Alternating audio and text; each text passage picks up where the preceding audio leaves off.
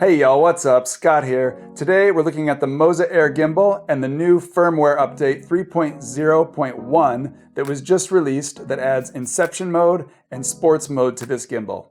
So a lot of people might know what Inception Mode is already, but for those that don't, it allows the camera to rotate 360 degrees on the roll axis, so you can get a full rotation of that camera while it's going forward or backward. The other mode that they've added is Sports Mode, and this allows for very quick movement of the gimbal when you're moving left to right. So instead of a slow pan, you'll get very quick whip pans. And this will allow you to track fast-moving objects such as a sporting event or something of that sort. Earlier today, I was able to put both these features to the test, and I want to take you guys along and show you what I came up with. Before we look at the test, I want to show you guys the new Moza Assist app that you install on your computer that lets you control the settings of your gimbal. There's a new setting in there with the updated software that allows you to control the speed of the Inception Mode rotation. It's set to 30 by default, which is a medium speed. I actually lowered the speed for the test down to 20. But in other circumstances, you might actually want it to go quite a bit faster. I tried it at about 125 and it does a full rotation in about 3 seconds. Otherwise, it takes around 10 seconds to do a full rotation. So it really depends on what you're looking to do. So here's the Moza Assist app. It looks pretty similar to what they had released before, but it is an update that you can download from their website. First, if we go to the control section, in here you'll find a new Inception Mode. And you can set this anywhere between 0 and 180. For the test that I'm doing in the next little bit, I have it set to 20 to do a slow rotation. There's actually no way to adjust these settings from within the smartphone app. You actually have to adjust these settings on the computer with your gimbal plugged in. Okay, so with that, let's go take a look at the test footage. So I'm gonna try to do an Inception Mode shot, and first thing I'm gonna do is get my exposure set. So I'll go to where I'm starting the shot and I'll make sure that everything is lined up and pull back a little bit. And yep, shot is well exposed.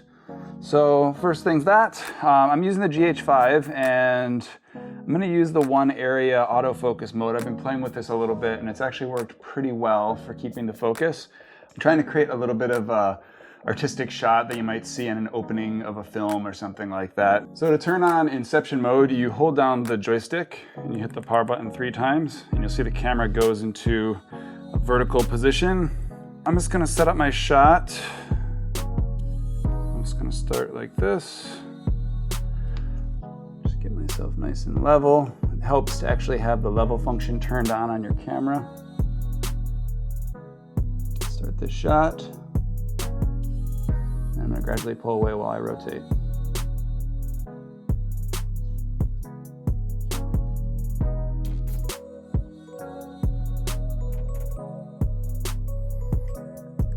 Okay, I think that was pretty good. To turn off Inception Mode, it's again holding down the joystick, tapping the power button 3 times. I don't know if this is still going to work. I was playing with this a bit earlier. I like to add a little bit of atmosphere in the room. Shaking out some dust works pretty well. And the sun will hopefully catch a little bit of that. So we're gonna just try this one more time.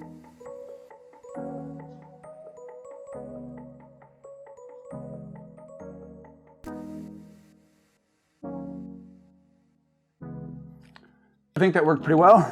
We'll pull this footage in the computer and see how it looks. You know, there's a lot of ways you could choose to use the Inception Mode. You might do a full 360-degree rotation.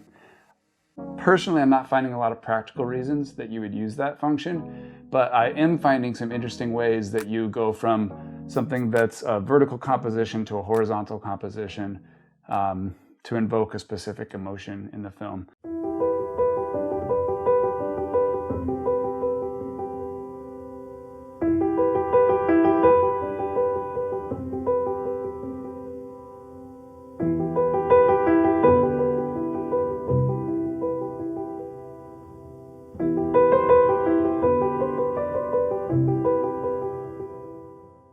Okay, so we're outside now and I wanted to give the sport mode a check. I don't have any sort of fast-moving object to track with the sports mode, but the basic idea is that the gimbal will move very quickly with your motions rather than a slow follow pan.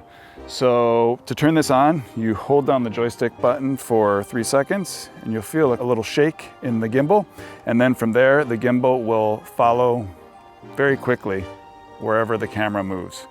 Now what I've noticed the few times that I've used this is that if you don't keep the camera straight up and down, you actually will get some sway in the camera. And so if I'm like this and I move side to side, it moves okay, there's a little bit of leaning, but if I tip the gimbal forward and I start to do this, I start to get a lot of sway in the camera, and so you have to be right upright, and ideally you're rotating your body.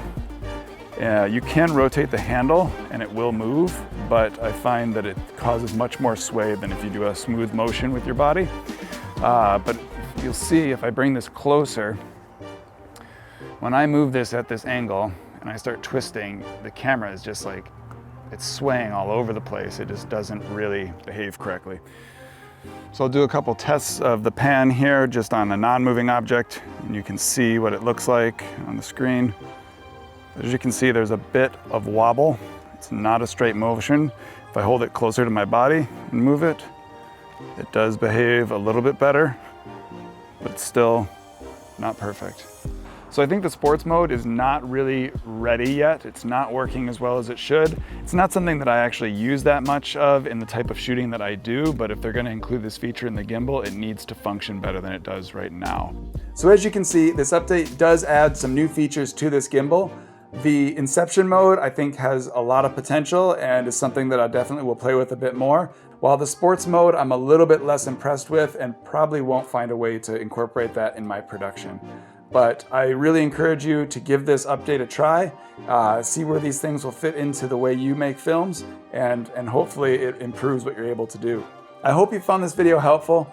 If you've done this update yet, I'd love to see what you've made with the Inception Mode. I'm really curious to see what other people are doing with it. Drop me a comment below if you've got any cool videos for me to check out.